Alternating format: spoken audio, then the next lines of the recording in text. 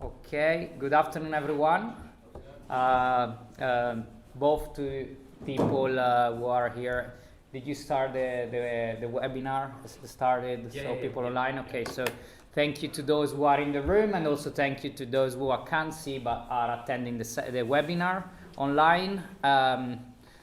Let's see. I'm very positive about this hybrid event because it's giving us the opportunity to have a great number of excellent people who otherwise we couldn't have here, both in the audience as speakers and discussants. So I'm quite excited about this, and so it's probably the first kind of event I'm organizing like this, but it's certainly not going to be the last one, hopefully. My name is Andrea Rigona. I'm an associate professor here at the Bartlett Development Planning Unit. And for some years, I've collaborated with Catalytic Action, which is an organization that they will introduce themselves later, on the co-design of public spaces with children affected by forced displacement. And this we both mean displaced children and children in host communities. And through this work, we discover the potential of transforming the space to transform social relations, particularly in urban contexts with tension between different communities. And we systematize then our learning and findings from research into a handbook and push to UN agency, UNICEF and UN Habitat to collaborate on this issue and publish the handbook. And last year, I spent a good amount of time as a visiting scholar at the Polytechnic of Milan, and I saw the work of the team where Gianfranco Orsenico, one of the speakers of today, the speaker of today is part of this team, and I saw their work in a marginal neighborhood of Milan. And then last year I also started a conversation with Chenchi Jia, a lecturer at Ningbo Tech University and also a PhD at the University of Nottingham, about exchanging our practices. And in this sort of this conversation started from the attempt to try to see and understand what is different and what approaches can be adapted in multiple contexts. And now Chenchi will stay at the DPU for 1 year, and this is the first of a series of events which will include also a much more intense workshop with many more scholars and practitioners to really reflect on our practice. And we hope that this reflection will then lead to an actual joint interventions. The speakers of today are three architects, but three architects who have embraced many different other disciplines to inform their practice. And I think this you will see from the way they will talk and discuss about their own projects. Now I want to briefly touch upon on few ideas that we would like to explore this year in this exchange and starting from today's event. We operate within the broader framework that we could call child-friendly city. And within it, there is this core concept also of play-friendly city. And for UNICEF, a child-friendly city is where children, voices, needs, and rights are integrated in laws, policy, regulation, programs, and budgets. And so a lot of this goes beyond the scope of the work that we presented. Much of this goes beyond what we can do in the built environment. But I think what is important in this concept that I think very much relates with our work is highlighting the aspect of children's voice and participation. And going into the play-friendly city, here it's important also the idea of playability that Chenchi explores a lot in her research and becomes central to a lot of our reflection today. How can all the urban space provide opportunities for play? And looking particularly at marginalized communities where there are few or no playgrounds near them, and if there are many barriers to access. For example, caregivers may not have the time to take the children there, or it might be inappropriate or unsafe for children alone to go there, for example, female adolescents in many contexts. And therefore the question becomes how to transform the places that children already live into play spaces. And in many contexts this means, for example, the road between home and school, informal spaces next to the house, the spaces near to where parents are working, and this is all often involves roads, and therefore intervention that focus also on safety. And so there is this strong link with that aspects. Also important is to work with children, but also not to disrupt what we call children's places. And children's places are places that children attribute a special meaning to, places that they themselves choose, use, define, and create. And they differ from places for children that are those places that have been designed and built and organized by adults for children. And so I think that's this sensitivity that also we need to have to children's own way of playing and the places that they are using, and therefore how the process and the participation can somehow respect and take into consideration this issue. Another element is the importance of the built environment in producing, reproducing inequality, stigma, exclusion, and thus shaping social relations. And therefore, on the contrary, the importance of a high-quality built environment for child development. And playability and this intervention are something also that goes beyond children. How a city is designed for children, a city that is designed for children is a city that is designed for all. And how can play bring together not only children, but different communities that don't talk to each other? Another element that cut across is the importance in transforming social relations of the design output, but also, and very importantly, of the design and the construction process. How that plays an element in transforming communities. And we will see it into some of the projects that will be presented. Another element that we wish to explore this year is the issue of impact. We believe these interventions contribute to transform cities from archipelagos of fragmented islands into communities. But the built environment is only a component, and we want to understand its weight.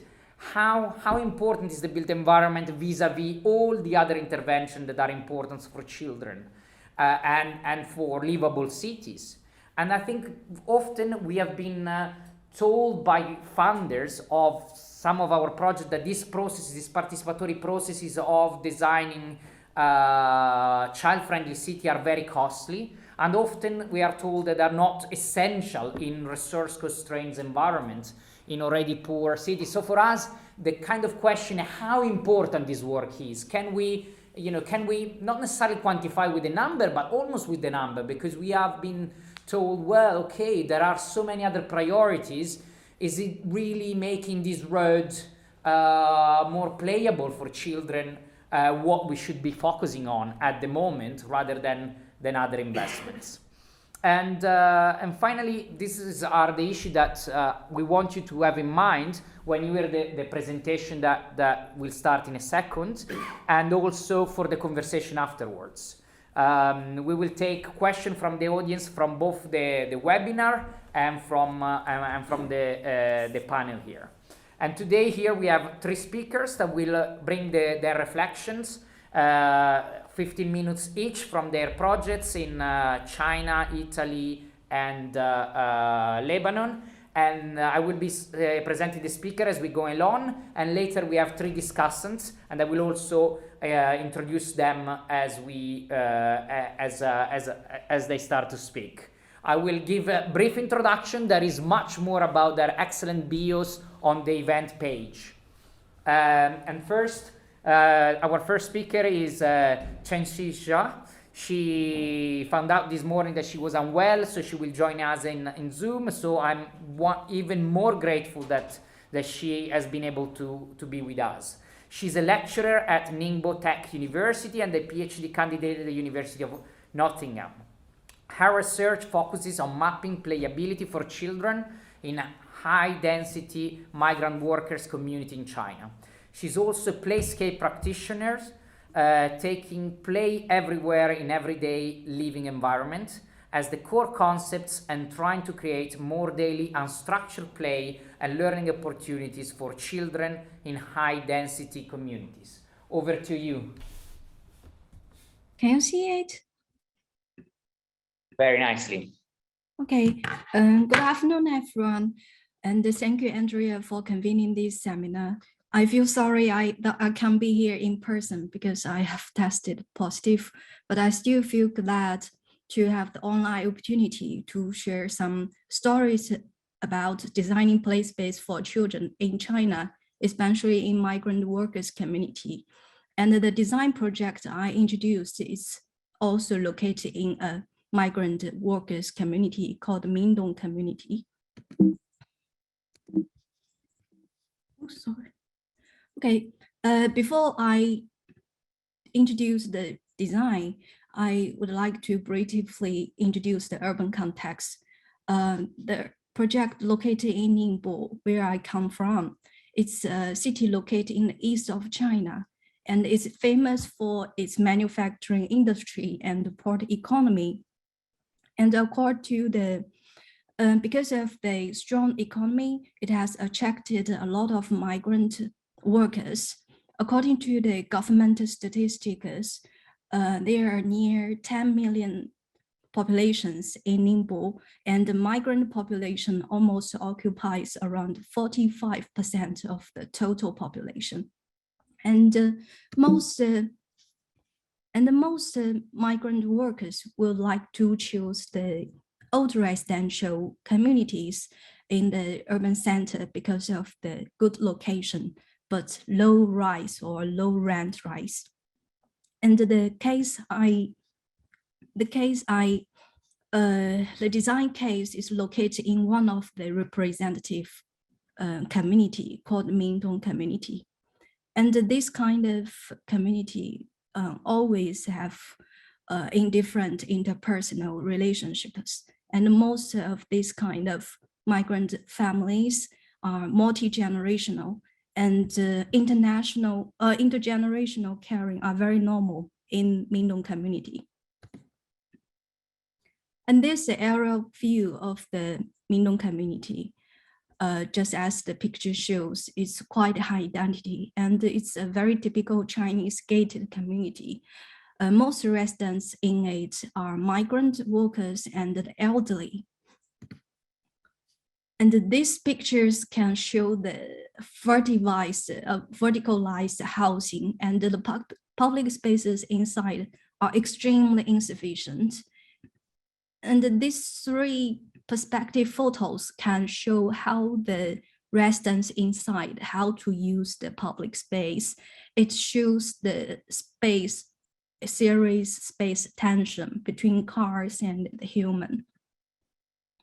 This is a state of how children to play outside in Mindong community because there's no park or playground inside. So children try their best to explore the playable things like climbing the door, playing in the puddle, playing the facility for elderly near car, stooping on the carp area. And most of them have nowhere to stroll except the narrow sidewalk, and most of them are surrounded by cars. So this is the basic information of the community, and a street in this community was selected to facilitate the concept of child-friendly city. But before I introduce the design, I still want to use 1 minute to briefly introduce the project background, because through the timeline, we could find it's a pilot project full of contingency and uncertainty. In 2021, Mindong community was very lucky to be selected to hold an international workshop. The theme is about child-friendly urban planning. This international workshop used a lot of children's participatory methods to involve children to provide some proposals for the development of this community. And we could say that this is the first time of the seed of child-friendly city was sown in Ningbo. And in the next year, Mindong was selected as a pilot project for old residential community regeneration. It received 35 million construction funds for overall improvement of the environment and infrastructure. In the summer of that year, the design company cooperated with Ningbo Tech University, where I worked we joined designing the whole public space of Minong community. Actually, this is a kind of very rare chance to cooperate with the university and a design company. And I strongly suggested to select the street between the community and the school to pilot the concept of child-friendly design. And this is how what it looks now. And at the end of the year, it completed the construction. So in this kind of high density community, streets is the very valuable prototype of children's unstructured play because they have nowhere to play except the street. This location of this street is between community and the near school. And this is the very typical perspective before design. The concept behind it is how to transfer the private car-centric children's destinations to playable children's networks. And so children could have more play chances or opportunities when they go school to home or home to school. And the design strategy behind is affordance-based design. We try our best to add more playable affordances, no matter in the horizontal surface or the surface, the vertical surface. So this is the plan and the elevation before and after design. This perspective made more easier to understand how we design the space. We add a lot of affordance, like the ground painting and a series of arches like rotating box, music box, greenery box, and as well as the seating, continuous seating and so on. So we hope to supply more affordance for children's playing, reading, and learning.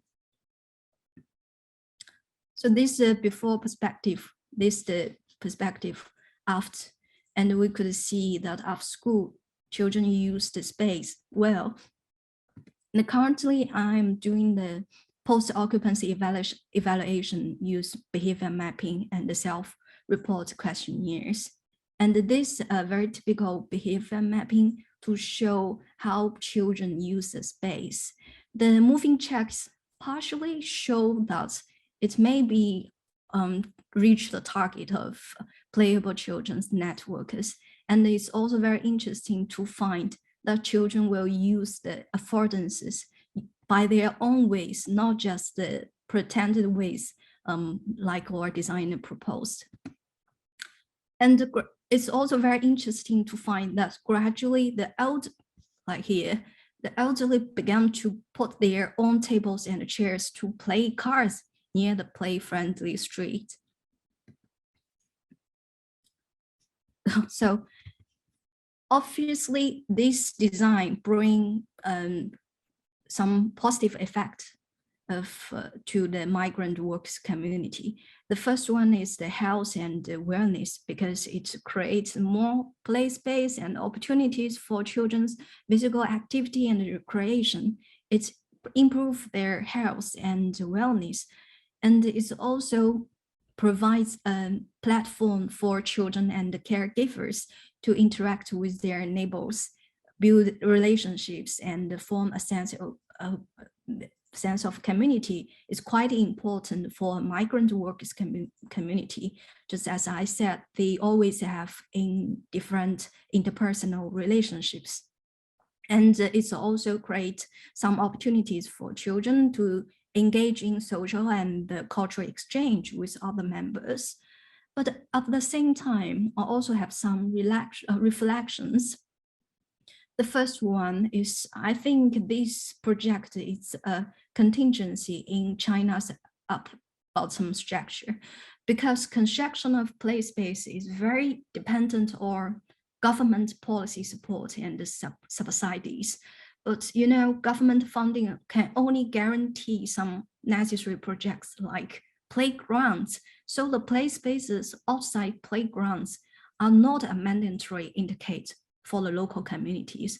So it results, the similar projects can only be attached to some other project packages. So the landing of this project is very highly contingent. Without the core of professionals or the involvement of the private sectors, it's very difficult to scale up the similar projects at present in China. And then is the play spaces outside playgrounds are more need evidence-based design and children's participation. The challenge of designing play spaces outside playgrounds lies in how to break the KF style strategy. So it's look for more opportunities based on evidence of children's play eco-psychology. But you know, there's a huge a knowledge gap between the play space designer and the children's environment psychologist. So co-designing with children is a key method to bridge the gap. But in China, you know, always accustomed to rapid construction, children's voices are always ignored and their participation is still in low level. And lastly, is that creating ecosystem for children auto play, because even though we improve the physical environment, but we still find that the time of children's play, outdoor play time is still decreased because the whole society environment. So the outside play, the play facilitation also needs the support of parents, the schools, and the whole society. And actually, it's still great to see that the China government has realized the importance of children's sustainable development and has written it into the next 5 years national plan. But to be honest, it's still at the startup period, and still there are a lot of knowledge gap, no matter in design or research work. So my ongoing research is mapping playability. It's a kind of co-research with children to help them to find and explore more play opportunities. So I use some children's participatory method like air checking, child-led voice to collect more evidence to support children's unstructured play. So that's the very brief and rough introduction of my research and my design work. And I really hope they use this opportunity to share my reflection, also to learn more experience from Western countries. Thank you.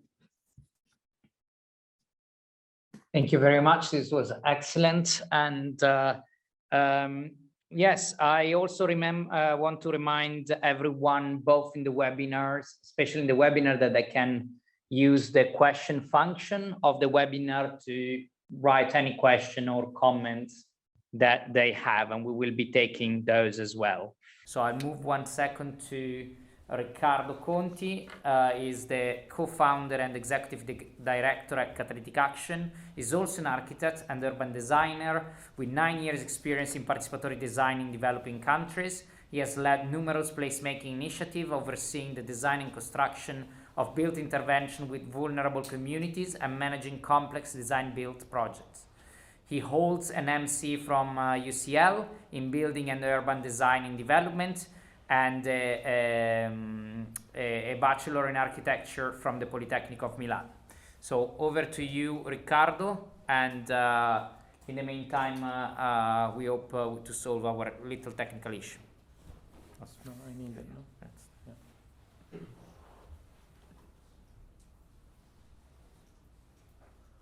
Cool. Okay. Well, thank you first of all for the invitation. I'm very happy to be here and talk about the work of our charity. So before jumping into the topic of today's discussion, I just wanted to very briefly introduce Catalytic Action, which is the charity and the work that we do. So Catalytic Action is a charity that uses design and architecture to empower vulnerable children, young people and their communities. And the way that we achieve this is through built and research projects that are delivered using a participatory approach that engages with the local communities.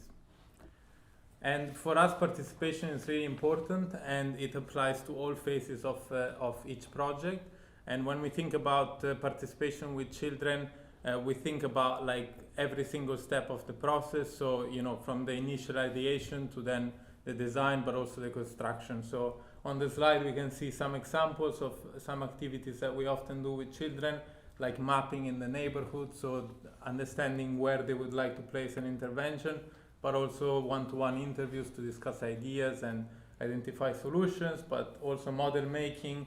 And then, as I mentioned, in the construction, we see an example of mural painting, so an activity also during the construction phase of a project.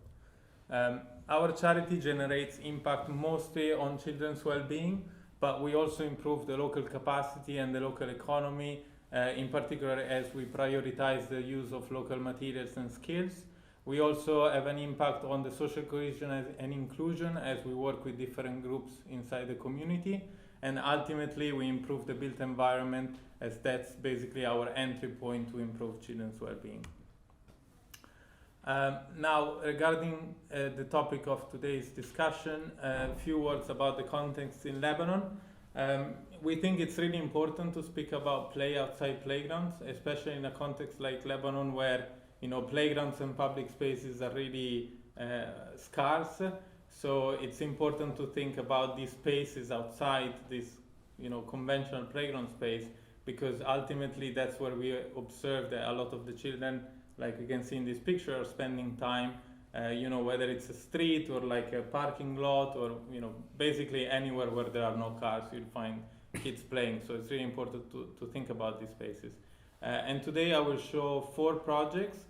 Each project is slightly different in the sense that it intervenes in a slightly different space within a city. So I will show public stairs, I will show a project on a waterfront, a project intervening on a few streets, and then in a residual space.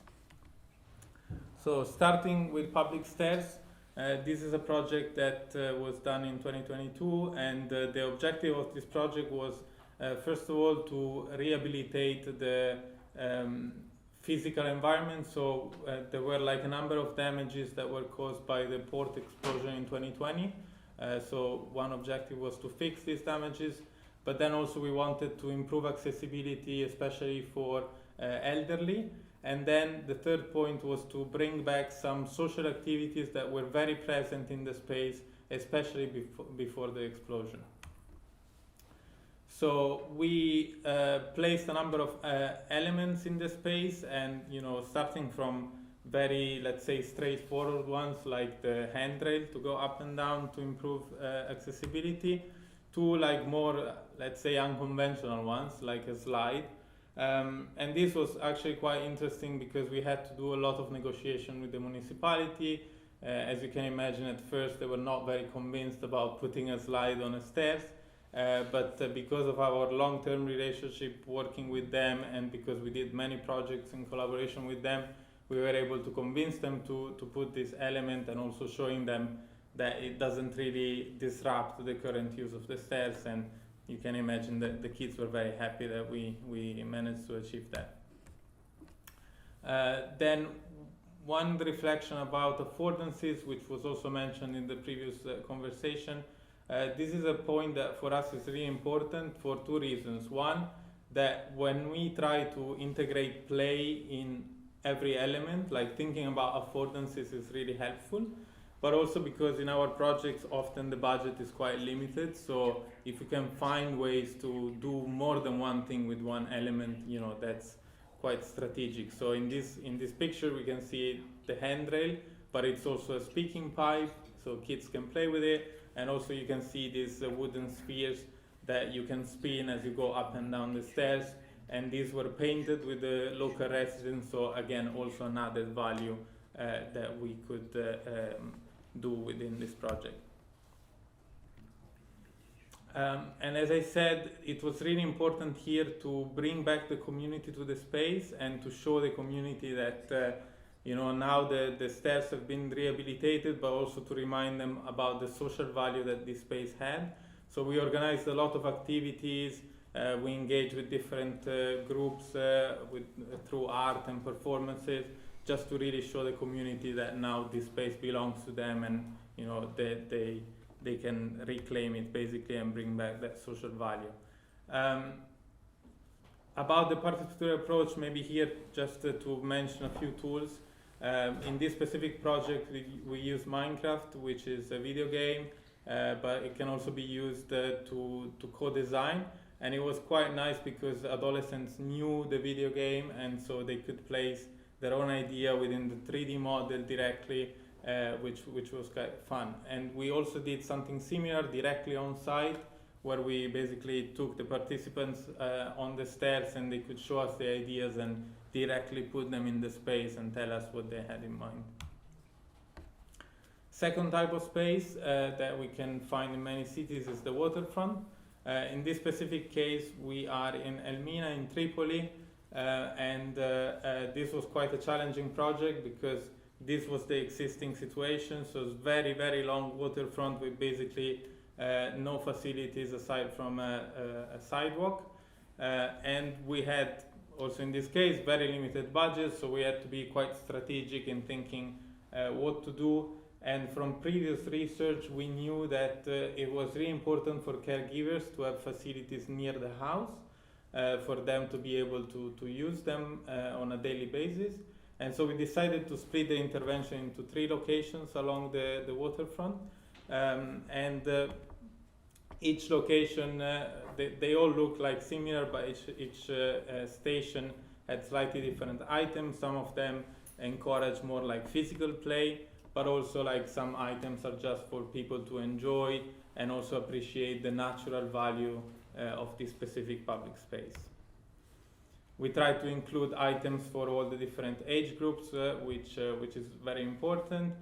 So we see here some adolescents enjoying the space, but also adults engaging through play activities.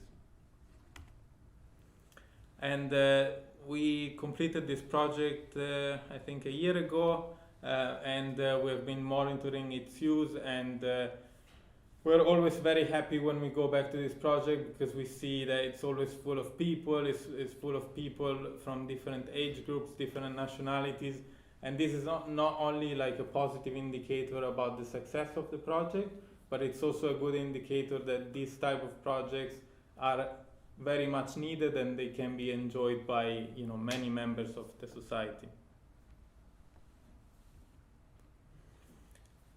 In this specific project, regarding the participatory approach, just one note, we used a method that engaged with local researchers, so they were hired from the local community and they were trained to conduct participatory activities with the wider community, but also to facilitate the relationship with the key stakeholders. And in this picture we see one of the local researchers presenting the final design to the mayor of Mina. Third kind of space are the streets. We all know that streets take up quite a lot of public space in cities, so it's really important to think about how can we make streets more child-friendly. In this specific project, we were working on the streets between the public hospital and the public park, and we observed that there was so much space allocated to cars. So immediately what we tried to do was to try to take back that space, give it back to the pedestrian, give it back to children. And one key element of this project was this large sidewalk that initially was very narrow, but now it was like much bigger. That of course took some space from the cars, but again, also here with the negotiation with the municipality, we were able to achieve this. And it's a sort of like little public space in a sense, no? Because it's big enough to for people to gather, play, or just sit down and chat. Yeah, we can see a little bit of these dynamics in this very short video.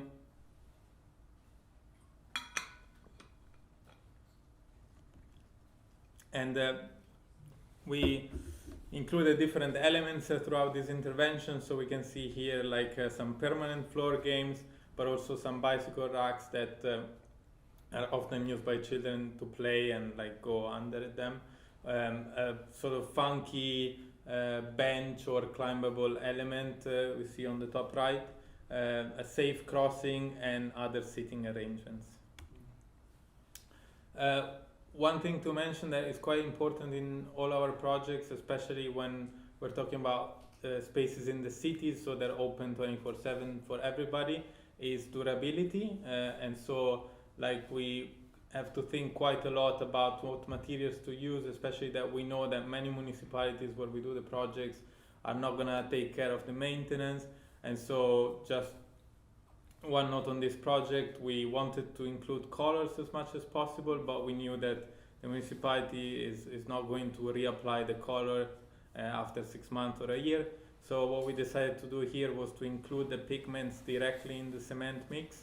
In that way, the maintenance is almost zero, apart from like cleaning every now and then, which we know that the municipality does.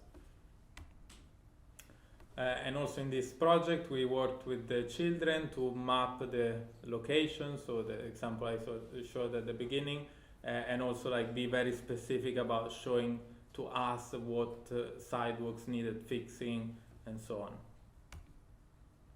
The last space is the residual space. So what we mean by residual space is basically those spaces that are not big enough to be a public park or a playground, but they're not that small. There's just a sidewalk on the side of the road. In this specific project, we were working on this site, and it was allocated to be like a sort of road sidewalk space by the municipality. So there was only so much that we could do in terms of elements to be put in the space. So ultimately we designed it to be a larger sidewalk, but there was this sort of colorful bench that cuts across all the side that gives a strong character to it, and this like playful component, of course. And this element was quite interesting because, you know, we observed children using it in ways that we predicted, like running, sitting, jumping over it. But also, we also had some people coming to skateboard. But also, like, we were quite happy to see that children were appropriating it in ways that we didn't anticipate at all. So we have two examples here. On the left, we noticed one day that children were using just the division of the colors to play marbles. So that was the line dividing the two courts. And on the right, we see a young child using the slope of the bench to slide. Something that also we didn't anticipate, but that, you know, children immediately got the hang of it, and we're very happy to see this happening in the space. Lastly, also here about the participatory approach, another tool that we often use is what we call the design consultation. So we invite the community for a full day to look at the final design and provide feedback on the overall design, but also on the specific elements that we decided to put in the space. That's it. Thank you.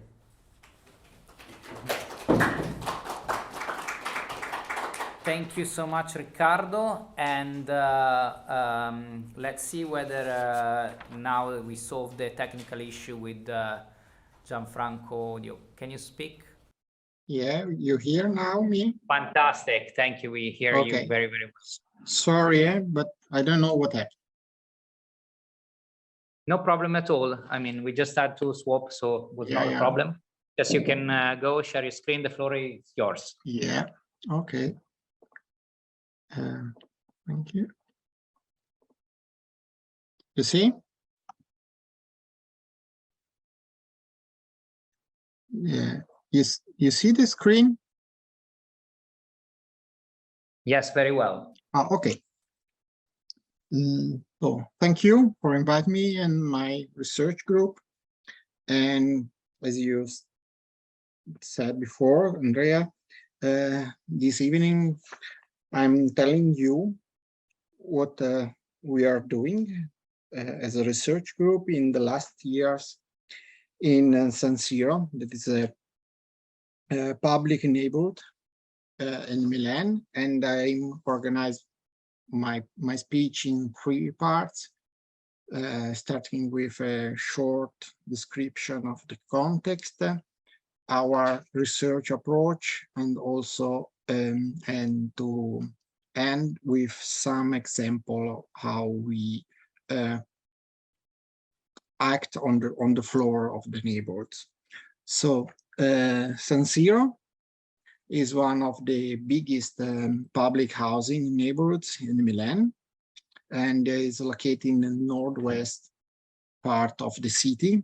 It's no more on the periphery, special periphery of the city, and it was started in the 30s of the last century, following the principle of the modern movement, and it's composed by around 6,000 units, and live there around 11,000 of people, and 70% of the units are still public. So it's also a huge amount of public estate, but at the same time, San Siro is perceived as an inner periphery, because it suffers of institutional neglecting and also lack of management. And also it's perceived the decay of the built environment, in contrast of what is going on beside it, because we close to San Siro, we have some significant urban developments with Archistars also operated, designed inside, or something like what is happening around the topic of the stadium. It's also super diverse neighborhood, because it's half of inhabitants are migrants, and also there is a polarization between youngers, there are foreigners in general, and elderly people. So we have a sort of mixing of culture, religious, social incomes, and also dwelling condition. And in the last years, we also witness a growing of the Roma population inside. It is also population excluded by the inhabitants of the neighborhood.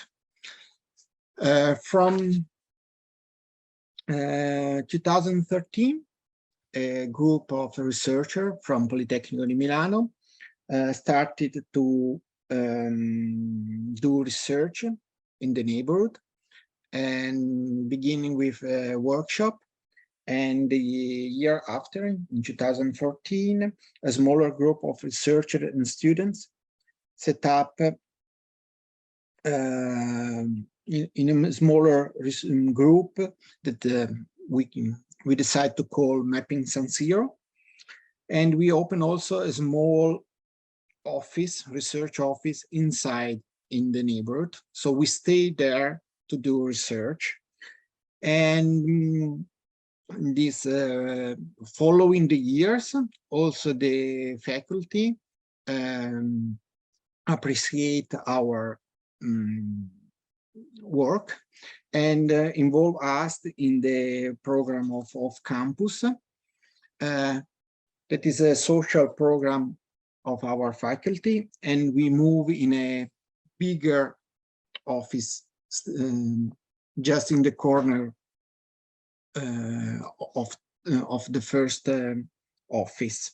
The first office was called 30 metri quadri, so 30 square meters, because it was the dimension of the floor of the office. From 2017, Mapping San Siro started a cooperation with a West Road project. That was a 2 years research that was financed again by Polysocial, the social engagement and responsibility program of Politecnico. And the main objective of this research was to activate networks of cycling connection and the public spaces. And the peculiarity of this research that was a research carried out by realizing prototypes of transition. So we use the realization of some experiments to carry out the research. The combination of the two research groups focus on 4 main pillars. And this evening, I will focus just on public spaces, but the effects on public spaces influence the other. So it's a sort of mutual influence between the pillars. And for us,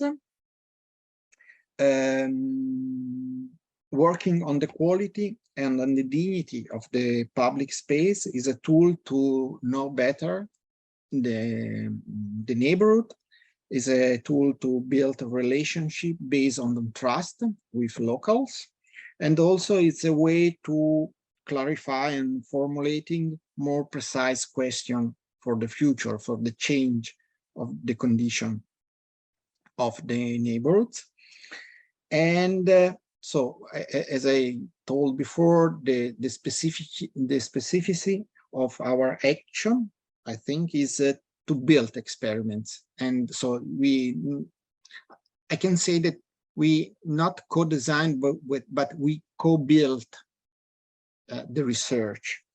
And the prototypes, so are the fragment of a possible change to show that the change is possible, and it's also a tool to engage locals and public institutions to trigger a future change. So it's a tool to start research, to start a program of change in the neighborhood. And in these years, we have focused on, we set up a different vision for the future that are deal in parallel, and they are sort of, I can define them as a sort of design guesswork. So there's not something precise, but they try to put a glance over the future.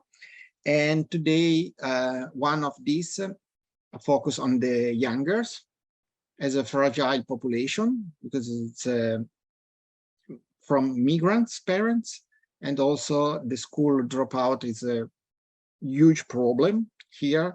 We have close to the neighborhood, we have 2 primary schools. In one, we witness for 36 different nationalities. In the other 18s, but the 95% of students are foreign. So it's a problem also of segregation, scholar segregation in such a way. But younger is also an opportunity, because San Siro is the youngest neighborhood of the city. So, and we define this design guesswork growing up well in San Siro.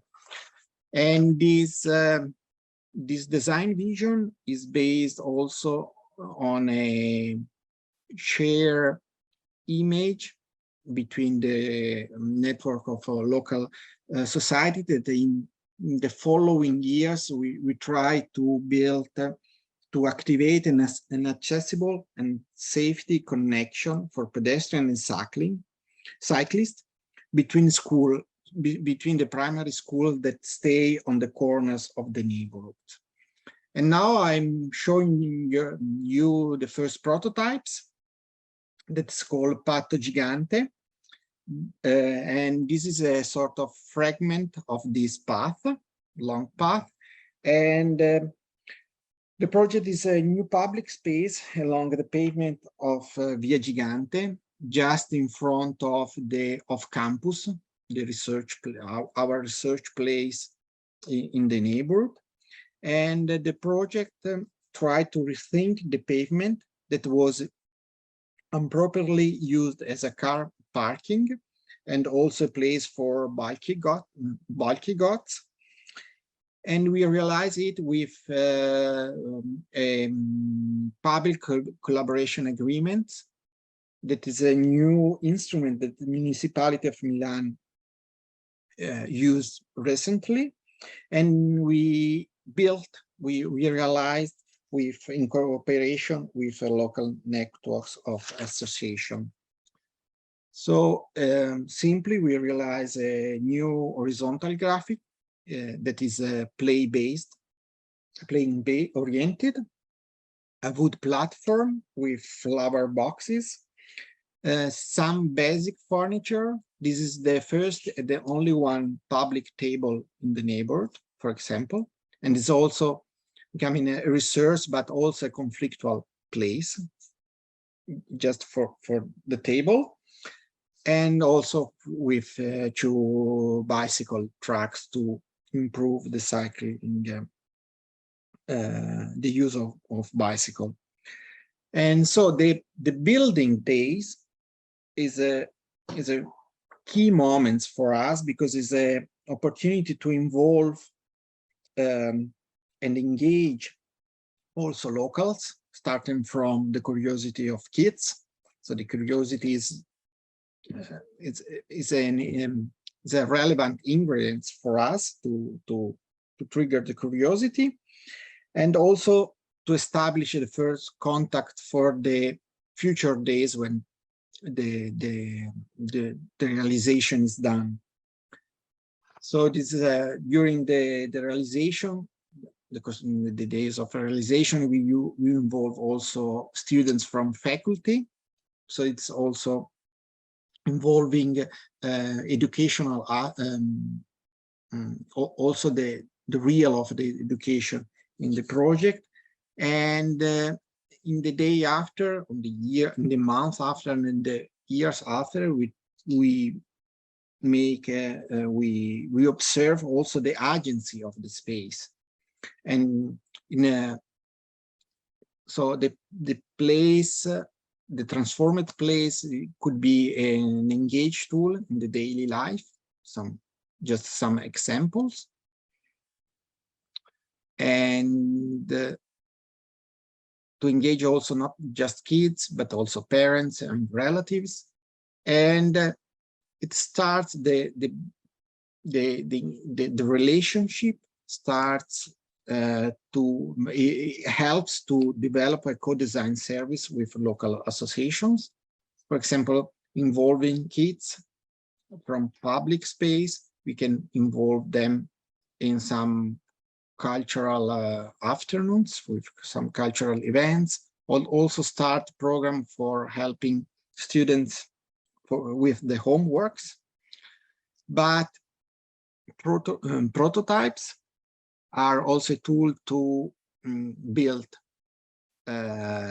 networks, build cooperative networks, and also to promote and to trigger new intervention. And until now, we realized, for example, in San Siro 5 prototypes. I will show you fast. The first one is Green Living Lab, and that is just in the street on the corner of Patto di Via Gigante, and it was before Patto Via Gigante was a sort of the pilot example. And as you can see, we used quite similar elements, so graphics, some flower boxes, benches, and always the graphic try to allow play, to show that the public space, it could be also a playing place.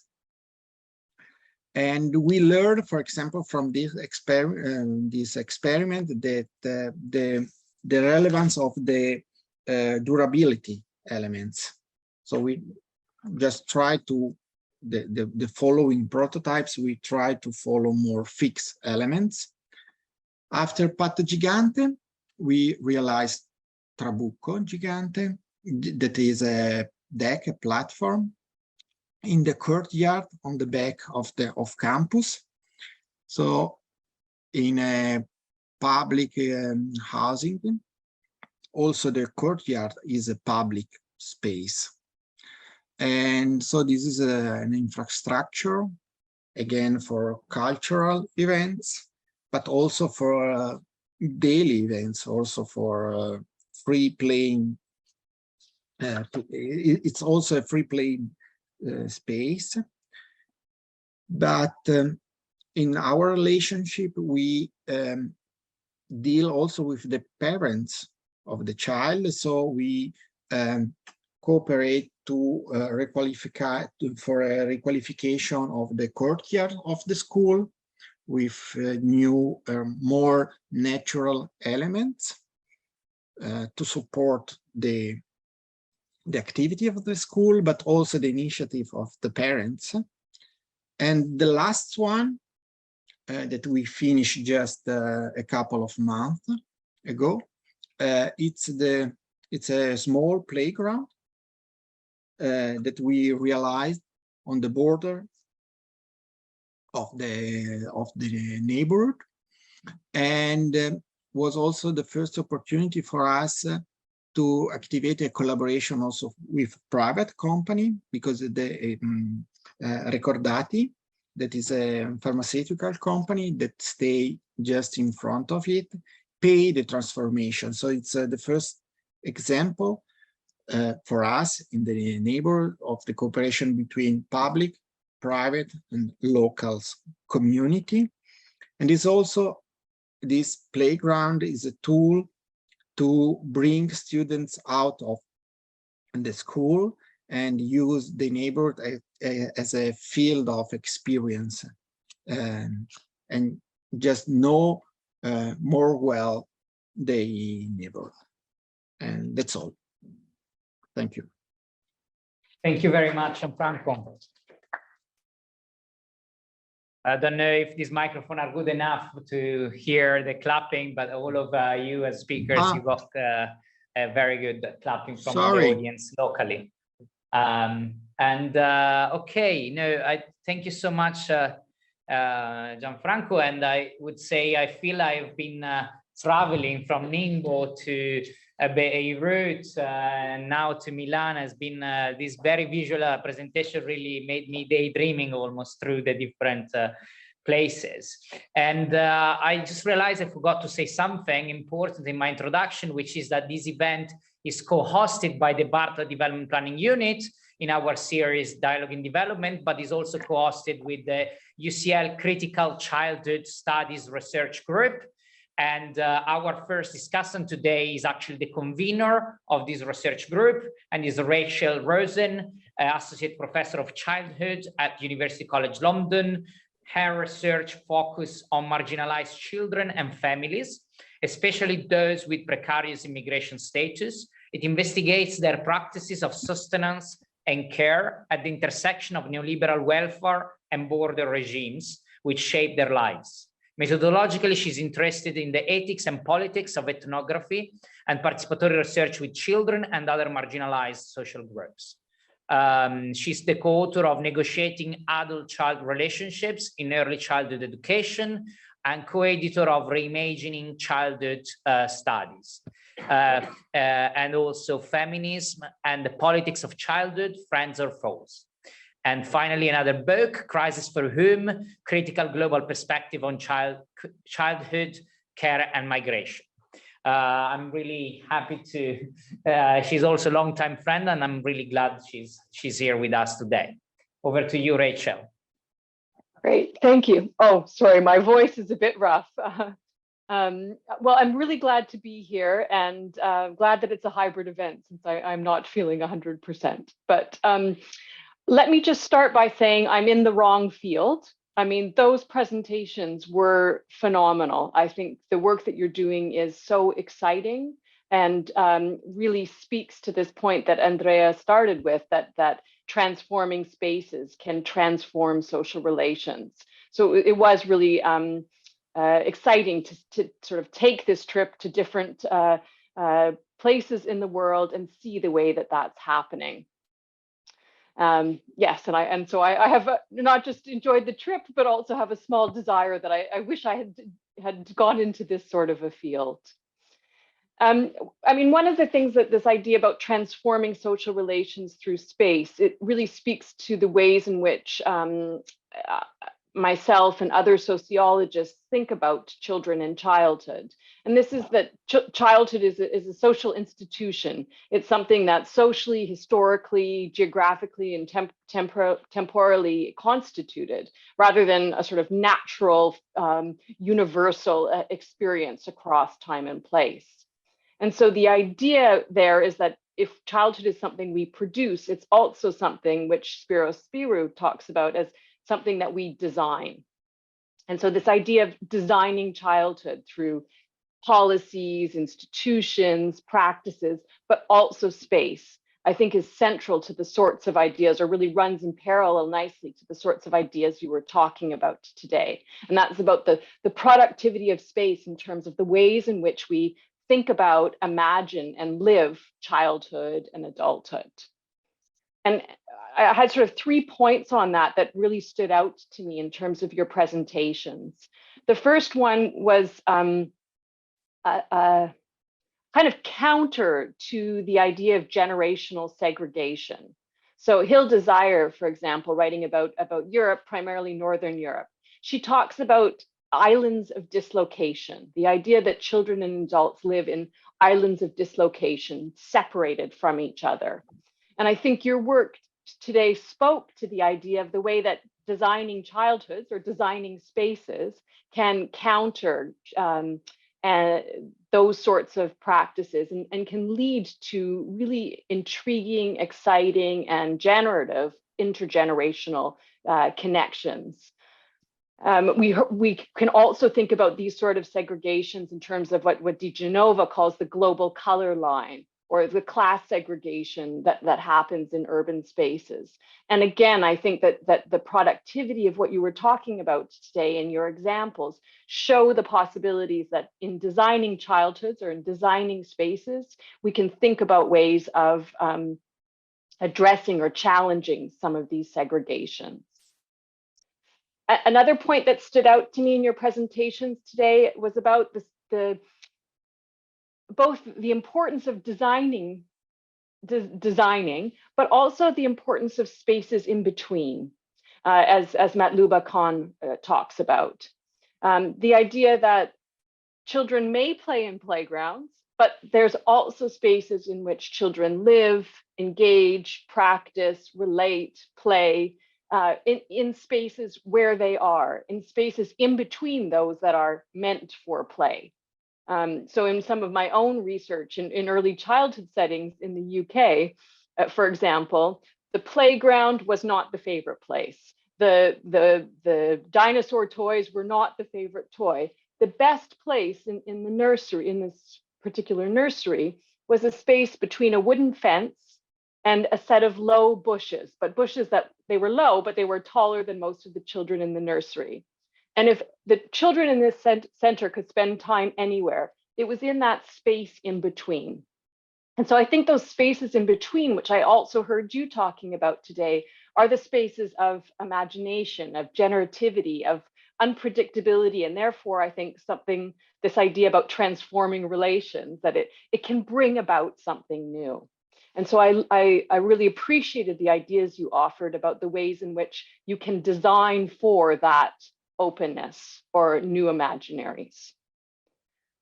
Finally, I thought that what you were speaking about today really connected with ideas around the right to the city, and so, or the right to public space. And so the idea that spaces are often enclosed through private means, through gates, through doors, through segregated institutional spaces, and so forth. But they can also be enclosed through disrepair, through neglect, in the sense that they become unusable or undesirable to use. And so I thought today the projects that you spoke about, sometimes quite little low-resourced initiatives, but they were initiatives that meant that through co-design, through coordination, through co-building, you could see a sense about reclaiming this sort of commons. And so again, back to that unexpected, in the first example Kwanji presented, the way the older adults moved a card table into the middle of a space originally intended for children's play, I thought was a brilliant example of the ways in which this right to the city and an intergenerational right to the city was being co-designed by both researchers, architects, designers, and the local community. And so I think this is an exciting way of kind of building new forms of commons. And if I could just end with two questions, which is, I wonder about the extent that you as designers and as researchers set out to challenge and disrupt the sorts of segregations that I've mentioned and you've also mentioned, or to what extent you see your work as actually opening up space for local communities to do this sort of challenging, disrupting, and complicating. And partly here, I'm aware of critiques about parachuting into communities rather than communities doing some of this work on themselves through self-initiative and mutual aid. And secondly, one of the things that I heard less about in your discussion of co-design was the way that power relations come into the sort of the challenges, unequal power relations, unequal access to resources, the way those shape the possibilities of co-design and how you seek to address those. Yes, so thank you very much for a really stimulating presentation. Wow, thank you so much, Rachel. Lots of food for thoughts. And at the end, our speakers will have a chance to address that. But now I want to introduce the second discussant, Yatming Lu, from the University of Nottingham, Ningbo, China. Thank you so much. It's the middle of the night where you are, really the middle of the night. So we are particularly grateful that you are here with us. And we really hope that the next activity we organize will be in the early morning here to have you at this time again. Yatming Lu is an architect, an architectural historian. He received his PhD in architecture and urbanism from the Bartlett. His research is in interdisciplinary and main research interests include intercultural city, post-colonial urbanism, urban memory, minority spaces, and the colonization of architecture. He's the author of Architecture and Urban Form in Kuala Lumpur from Routledge that came out this year. He's an associate professor in architecture and urbanism at the University of Nottingham, Ningbo, China. He teaches architectural humanities and design studio, exploring how intercultural exchanges and architectural design might operate in placemaking and memory making, with themes such as migrant spaces, informal urbanism, race identity and architecture, hybridized memory, and marginalized community and social groups. And he serves as an adjunct professor at the UCSI University in Malaysia. Over to you, and thank you so much for joining us. Thank you. Can you hear me? Very well. Yeah, thank you, Adria, for the introduction, and also thanks for the invitation. I have to confess, I have not worked in the area of spaces for the children or by the children, but I learned a lot while I worked with Jancy in her PhD research and some of her projects. The awareness of the child-friendly cities in China is quite recent, so it's still very much developing. And so thanks for the brilliant presentation. So what I would do is that I would try to see it from the situation in China and link it to the other two presenters and do some reflection and maybe raise some questions if you allow me. So I think the first thing is to I will focus on two things. One is the cultural difference and the questions of agency. So the first thing for me is quite stimulating for the three presentation. One thing is quite positive in a way is that it helps to answer one of the questions I always think about the situation of the children development or child play space in China, is that sometimes when we think about children, but in China, most of the time is that a lot of the children are with parents or with grandparents. What I mean by that is that there's no, in many cases, there are no so-called free or independent children in that sense. And many grandparents are with the children, and also in a way, their kind of mindset or the way they see the world is also influenced by the grandparents. So this is quite a unique situation, especially for many migrant workers in China, which is quite a special social condition. So the things I learned from the three presentations is that there is a hint that when we think about the child-friendly cities, we are actually thinking about creating a common space or the public space or social space where the different community are together. So in a way, I thought this is quite stimulating. Whether this could be implemented in China or not, perhaps this can be a strategy. Why this is, for me, I think it's important, is linked to the second problem. I think not problem, but it's a situation in particular in China or some of the places in Asia, is that the way we normally understand the bottom-up strategies in designing places in a global north is quite different. For example, I think Jansi already mentioned many of or most of the project, or even we can say almost all the project in China are funded by the government. So in a way, there's when we talk about non-profit organization or non-governmental organization, it's quite different from the normal sense we define, especially in what we understand in the global north.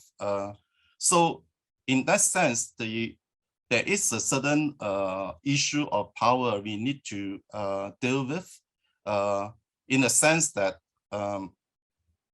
the initiative, it could come from the community or come from the school, for example, or work with universities, but the freedom or the negotiation process is something quite different. So in that sense, I think this is one thing I find it quite challenging in China. I'm not saying that this is negative, but this is quite challenging. But this brings to what I hope we can discuss a bit more is the possibility of a transnational or intercultural interpretation of play or children or childhood. The cultural difference play a role here in a sense that I think one of the things I get from all the presentation is the many situations or many projects happen in a very diverse community. But it's a bit unclear, or perhaps you all can talk a bit more, is that it is a bit unclear how a particular or a specific culture of a particular community has implemented the culture or a specific kind of understanding about play or childhood. For example, the Chinese culture might have a different idea about children, or a different idea about risk, a different idea about protection. So in terms of designing a play space, what would be the reference, and how can this transnational design or intercultural interpretation? This is not important. Even in China, within the nation, is a vast nation. Within all the cities, many of the cities are lived by almost 50% of the migrant workers. They are from different regions or even from different ethnic groups. So I thought intercultural interpretation of play space, perhaps if possible, we can talk a little bit more on that. If that would be great. One of the last thing I want to bring in is it's also a bit I feel like a bit less discussion is on the role of memory. So when we design a play space for children, I thought one of the important thing is the memory association with place, or the place of memory in the placemaking. For me, this is very important, not just only for the children. Well, one of the thing I find it quite inspiring is that the work of talking about or creating child-friendly cities are not just for children, it's for everybody to embrace what redefining the childhood, play, and children, actually for everyone. And the idea of having a childhood, the memory of the place, it has an effect for all of us when we enter the so-called adulthood, when we look at the sense of being at home, and normally is associated with a memory while we are a child. So on this aspect, perhaps I would love to learn more on this one from you all. Yeah, thank you. Sorry, I just raised some questions. Yeah, thank you.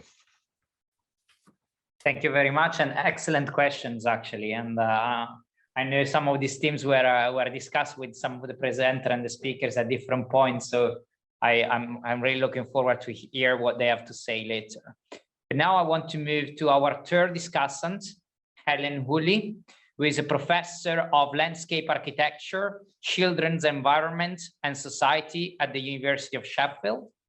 Her research about children's outdoor environment relates to policy, practice, and use, and has an increasing focus on how this is facilitated or constrained by individuals, structures, organizations, and society. Helen is now the head of the Department of Landscape Architectures, and she's also a member of the Multidisciplinary Center for the Study of Childhood and Youth and the steering group for the Sheffield Urban Institute. Her recently funded research projects include Childhood Around the Pacific Rim and Playing the Archive. She also published a series of papers about the global experience of children's outdoor play. Over to you, Helen. Hello, thank you. Sorry, I didn't manage to make it onto a train to London because I do like face-to-face, it's better, but this is great to see you all. So I come at this from perhaps quite a different angle because I'm a landscape architect and the outdoor spaces are sort of fully embedded within my psyche. But what I found about the three presentations is some really interesting resonances with other research, some of my own, but other research as well. So I just want to sort of mention a few things, and that might result in questions. But I also like the small interventions that people were doing, sometimes because there wasn't so much space, sometimes because there wasn't so much funding, but it shows that very interesting and small things can happen and can give children play opportunities. So some of the sociologists have talked about play as actually being the nature of childhood, and that children will, Peter and Iona Opie used to talk about how children will play everywhere. And when I talk to students, I repeat that, because if they've got a younger sibling, they might see a child will play at a meal table. So over the years, my understanding of different types of spaces has changed, and some of this in more recent years is influenced by the work of Peter and Iona Opie, and Playing the Archive identified that streets were really important for play, and some of you in your projects have been talking about streets, but it isn't just streets, it's those small elements within the streets that are important. By some of the projects putting in even very small changes in level, that makes another opportunity for children to play that might not have been there. Of course, it would be interesting to go back and look at some of these projects, year, 2 years, 5 years onwards, because we don't know if an intervention might have a novelty factor. It probably would do, but whether over a period of years, children would still be using it in the same way, or whether they've taught siblings to do things in these spaces as well. So I think that's very interesting. The other thing was looking at those different elements, such as steps and handrails, the sort of things that I have sometimes looked at from the perspective of skateboarders who see those and decide to use them for tricks. So these all add to the great richness of the urban environment. The research that the OPIs did and the UK government did in the 1970s and 80s looked at play in housing areas and very clearly showed that children do not spend a lot of time in the playgrounds. And this has repeatedly come out, I think, in some of what's been said. And that children will play in car parks, in housing areas, on roofs of garages, in all sorts of areas. And yet, as a society in many countries, we've tried to constrain children into playgrounds, but they will go and play in these other spaces. Some people are calling them, there's lots of different names for them, but I've talked about constructed and found spaces. So the spaces that aren't designed for play, but are designed for cars, like car parks or roads, the children find those and use them, and they see the affordance. So the affordance is the opportunity to do something in a space that the space wasn't designed for, and then actually so perceiving and then actualizing that affordance, doing something about it. And I think that's coming through in all these, that however a space might have been designed in these projects, children are still using them in other ways. And I think that's something that we can never fully anticipate and that we shouldn't look to as designers. We should be looking to allow children to use their own agency and their own imagination, and actually taking their own ideas and their creativity and their fantasy play forward. I think with respect to streets, another thing that hit me repeatedly was cars and streets, which has been an issue for children's play in some countries for over 100 years. When I first looked at that and found that cars was an issue for so long, even in London or somewhere, it surprised me. But I think it's really, really important that we continue in this movement of trying to downgrade some of our streets, and these smaller interventions, even if it's just widening a footpath, begins to do that and give priority to people rather than vehicles. And I think that is so important. There's been all sorts of schemes in the UK, home zone schemes that came from the Netherlands and the like. But the examples we've seen, I think, are repeatedly trying to do that. And I think that's very, very important. We've seen it in disaster areas where temporary housing has car parking, loads of tarmac, and no opportunities for play, except that children will find those spaces for play, even if it's not designed. So I think small interventions can be really helpful, and they can help to build up a bigger matrix of a child-friendly city or a play-friendly city, because we know the child-friendly city is a massive agenda that touches education and health and all sorts of things. And I don't think there are many countries who are actually very good at it. So I think there are small pockets of places in the world, and we've seen some of those in the examples of people trying to create and make better opportunities with children and with communities to make it more play friendly. And in China, I have colleagues I work with at Tongji and Sichuan, and we beginning to understand how there is a policy and a desire to do something at a national or provincial level, but actually often it has to be driven by people on the ground. So these smaller projects might have a national framework policy or might not, but it's how things go forward on the ground that I think can be very, very important for communities. So The issue of risk has been mentioned, and I think that's right. It's very different culturally in different parts of the world in different ways. It would be great to have longer to explore that and to understand what it is, because sometimes people use the word, oh, you don't want risk in play, but what does that mean? Because it can be a physical risk, it can be a risk from traffic, it can be a social risk, and very often it's a social risk that people talk about.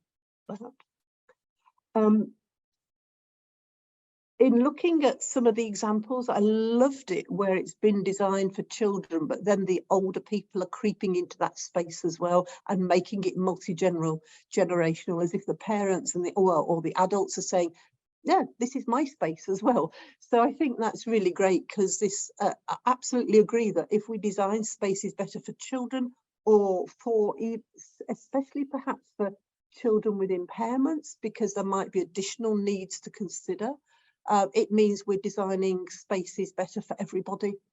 So that's for adults and all members of the community. And I think the fact that some of these projects have actually brought communities together, and I've experienced it when we've worked in social housing areas in Sheffield here, people understand each other better, as well as the physical environment improving, the social enhancement, cohesion you've all talked about either implicitly or explicitly is very much improved. And I think those are really important issues, and perhaps taking this whole big agenda forward, one of the issues is how can we evaluate and evidence to politicians and possibly to funders and people whose minds need to be changed that these interventions do improve things in so many ways and can help to make a better quality of life for so many people. So I think that might be something for us to think about is, I don't like everything having to be quantified. Life isn't like that. It is a quality event, but sometimes we have to convince politicians, policymakers, funders, the traffic engineers, can we do this? Can we do that? So there's a whole range of people who need to be influenced. So perhaps that's my big question I would leave for all the projects is, how can we begin, or how can we influence other people so that these projects aren't just one-off projects, they become embedded in the psyche of a city, of the people making the decisions, whether they're, and then the planners and the architects and everybody who then might work with them. So I think I'm just going to leave it at that, because I feel I could go on a very long time as well. Thank you. It's been great to have that journey. I agree. It was lovely to see those different examples. And thank you very much, Helen. And you leave us with a very important question. Very recently, actually a couple of weeks ago, we started another project working with Ricardo, and our struggle is really with this funder. They are really committed to the children, but again, they don't see how their involvement in designing their own space is so important. So they absolutely want very urgently all this playground facility, all these things, but all this process of creating it is and convincing that there is an additional value by bringing the community together has been quite a struggle, and is quite a struggle, and sometimes is really that evidence that we probably need in different ways. Now it's open really to the audience. Sorry, can I just add to Yes, that? yes, Because please. they're wanting playgrounds, they are probably wanting what I've called kid fence carpet playgrounds, which isn't necessarily the best for children anyway. Sorry. Absolutely. Now I'm taking questions from the audience here in the room, as well as people who are in the webinar online. If you want to write your questions, we can read them on. At the moment, there are no questions. But in the audience are also comments, experiences, memories of your childhood that resonates with what you heard today. I just ask you to come over, because I don't know if these microphones are good enough. Should be okay. I think it should be okay. Maybe speak. Yeah. Speak loudly. But there are more microphones, so just speak, okay. and our people will tell us if they can't hear you properly. Okay, can you hear me? Am I audible? Okay, fantastic. So thank you so much. It was really fascinating. I also come from a little bit of background in terms of working with young people and children, particularly in participation. My question was more along, I'm thinking in terms of like scaling these kinds of initiatives. I think this was raised by some of our earlier speakers as well, but it seems there's like a balance of how much you design and how much you keep things open. Because as it has been shown, they repeatedly, children especially repeatedly find ways, there's a level, I feel like there's an element of spontaneity and sort of intuitiveness when we're talking about play. So if you were to take these sort of projects, which I think in principle every children deserves, including like even my own happy memories from I think my own childhood, involves, most things I remember are like memories of me playing. So if you were to take this to scale, what are some ways forward? Is it even needed given the very highly contextual sort of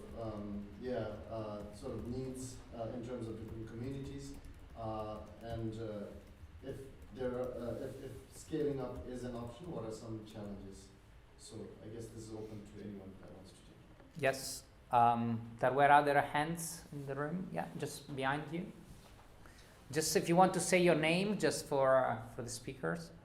Hi, this is Laura. I'm from Sociology of Childhood. I'm doing my master's, and I was wondering regarding, because when we think of childhood spaces, we normally think of like different volumes and different places where they can jump or move in different levels. Thank you. But then, how do we do it for those who have reduced mobility? How do we incorporate like other childhoods that are not necessarily that we can traditionally think of, the one that is playing, but those other childhoods that not necessarily like to use space that way that we normally would think of, and like in both situations, those that cannot because of a mobility situation and those who not necessarily fit into that childhood that is jumping and playing in the ground as we imagine. Hello, my name is Zoya. I come from a sociology background, but now I'm doing my master's in landscape architecture. And I think one of the main questions I have coming into this field of design and everything is when we do interventions and improve, or like the goal is to improve the quality of life for the people who live there, but then how do we do that in a way that's mindful and that doesn't eventually lead to gentrification or changing the residents who are there? How do we make sure that the design interventions are actually for the residents? And this is something that I'm currently stuck on with my own project this term, so I would really appreciate to know like how in practice do you make sure that your design is for the residents who are there and not eventually leading or catalyzing into gentrification? Some quite complex questions. Are there more from the audience? Are there more from our listener online? Not at the moment. So what I suggest, I would like to give first an opportunity to our speakers to reply back. Let's say 3 minutes as a reference point. Pick up what you want to pick up. We cannot pick up every single let's say invitation or question that we received and challenge that we received from our discussants and from our audience, but try to address what you'd like to, and then at the end also our discussants, if they want to add anything, or they will also have a chance. Maybe we can go in the same order as we did our presentation. So you want to go, Chelsea? Okay, so thank you for all feedback from discussants and the audience in the room, and actually a lot of questions. And I think maybe I can talk more about the China situation. And you have mentioned the generation segregation. Actually, in China, this is a very outstanding phenomenon because most children are taken care by their grandparents, and because most parents need to work outside and they always don't have time to take care of them in the daytime. So how to create the space, consider all the needs of the intergeneration groups, and yes, maybe play spaces could be a kind of answer, because the kids are always the corner of a family, and child sometimes is like sometimes like a pet, and it's a very important bridge for adults to come together to share some experience and to create more communications. So in my experience, play space in communities quite supply a kind of platform like this, and that's one that's one opinion. And another response is about power relation in China. Just as Yami mentioned, in China, at least in Ningbo, there are very less NGOs or some non-profit organization.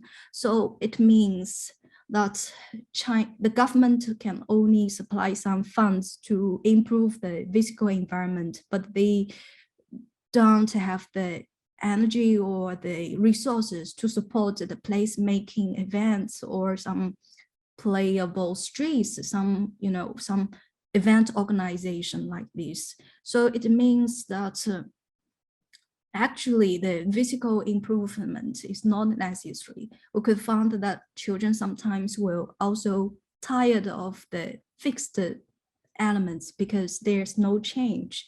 And sometimes always need to organize some activities or events to create more communication chances for them to, interact more. So that's maybe a problem in China, because the private sectors or some organizations like NGOs are quite less, and that's a huge gap, I think. That's all. Maybe other speakers could have more response. Maybe we can go to Gianfranco, like the original order, and then we end up here.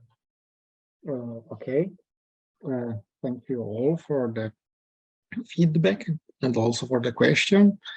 I was quite surprised, for example, that the car is the common element of our experience. So it's, and we, Helen, and it just to give priority to people. So just, for example, we use the children, the movement of the children to show the need to give priority to people. So it's also use place for play.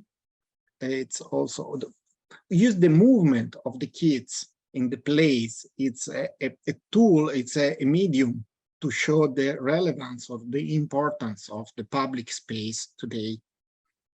And this is one of things. And also to show that public space matter. So just it's not a place where to put something, to put cars, to put garbage, to put some bulky stuff like this. And this is quite relevant in a context like San Siro, that we don't have a community. We have many communities, and they often, the people who live in San Siro doesn't feel part of a community. So it just through the dealing with public space, we try also to put in contact or to offer a possibility to know each other, accepting also conflictual moments. For example, I mentioned that we put the only one public table in San Siro, and during the COVID and the lockdown was a really huge critical mess that place. For example, because for a community of Roma, use it for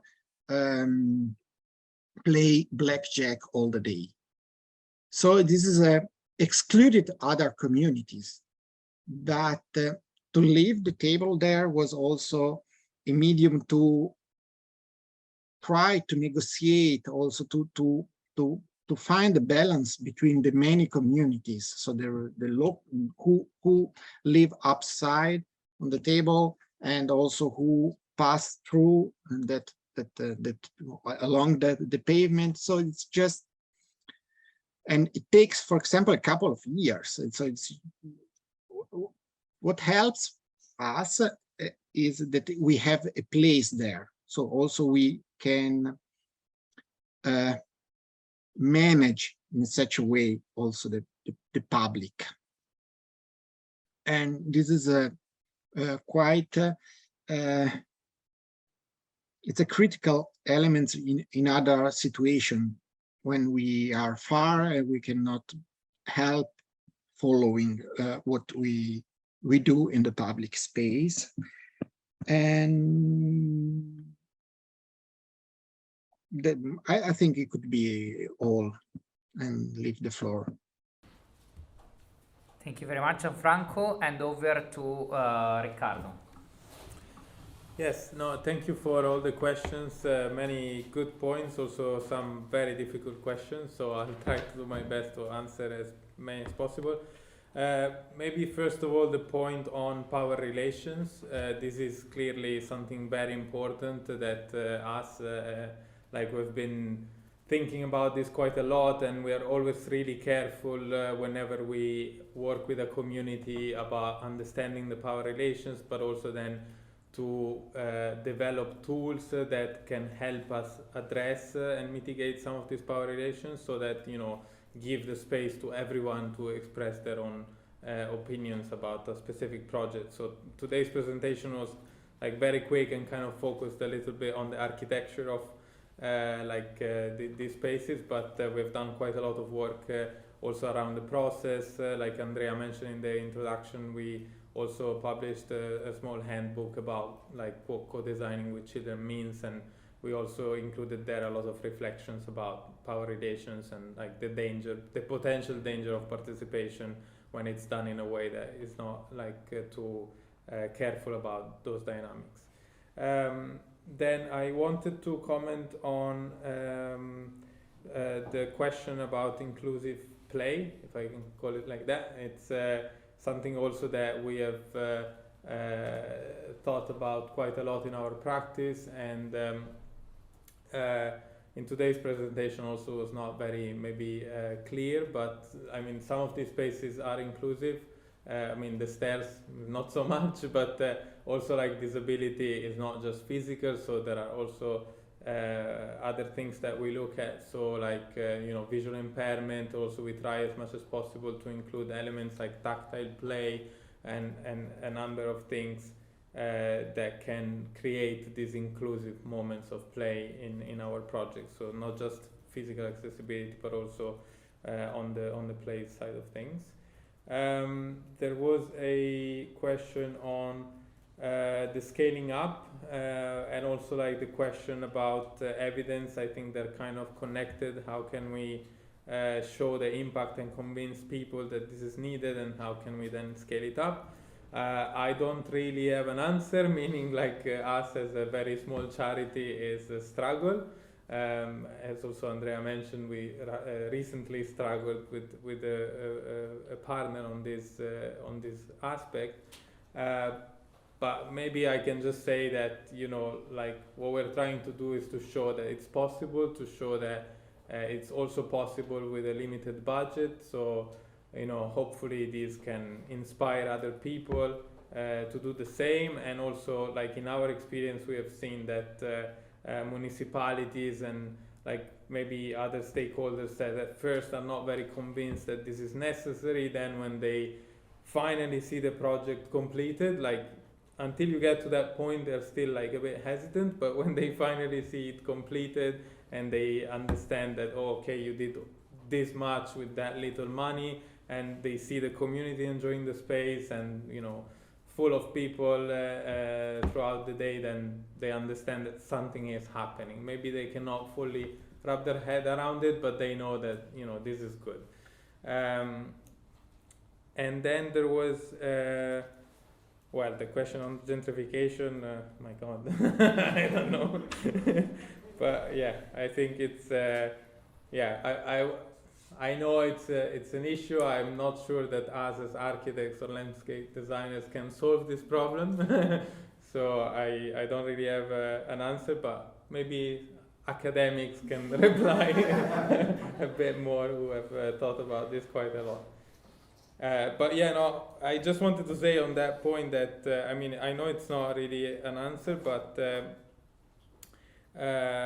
when we think about this, like what we do is like work with the community, you know, like we know this is not a solution against the gentrification, but at least in our projects, for us, the process is what is important, and the process is what generates the most impact with the people who take part in these co-design activities. Of course, the space has an impact as well for the wider community, but like when we see like the strongest and biggest impact is in the people who take part in these processes. And so, you know, just engaging with them, hopefully that leaves an impact that is long-term beyond whether they will stay in the space or not. Wow, thank you very much, Riccardo. Just maybe before I use my chair power, just before closing this and thanking everyone, just for a small comments on that very important question around gentrifications, because that's actually not so central to my practice, but it's so central to my research. And actually in this case, for example, San Siro or Lebanon, there isn't that much of a risk in San Siro because all the houses it's public housing. So it's the government control who get them. So it doesn't, and also those interventions don't radically change the dynamics, making it more desirable. But also there is that protection about the ownership of the housing. In Beirut, I would say this is the same thing. There's such marginal neighbors that those spaces improve a lot the quality of life, but not enough to generate changing in market forces. But unfortunately, I've seen lots of other places where even processes that were said for the community, with the community, actually came back killing the community because they then initiated a process that is very difficult, if not impossible, to control in many cases, of increased rents and other things with really small infrastructure improvements sometimes, especially, yeah, so it's a very important topic, and I think we should, including architect, I would say, having that clearly in mind. Now, just thanking all our speakers, thanking all our discussants. I think this has been for me wonderful, lots of ideas, also lots of issues to reflect upon. I particularly liked having also different disciplinary angles, so thank you so much, Rachel, for bringing that on and remembering us the socially constructed nature of childhood and how important that is. And hopefully this process, this reflection will continue this year and will remain open to the audience. So, keep in touch, stay posted, and yes, thank you so much for everyone. And please help me and join me in clapping for all our speakers and discussants.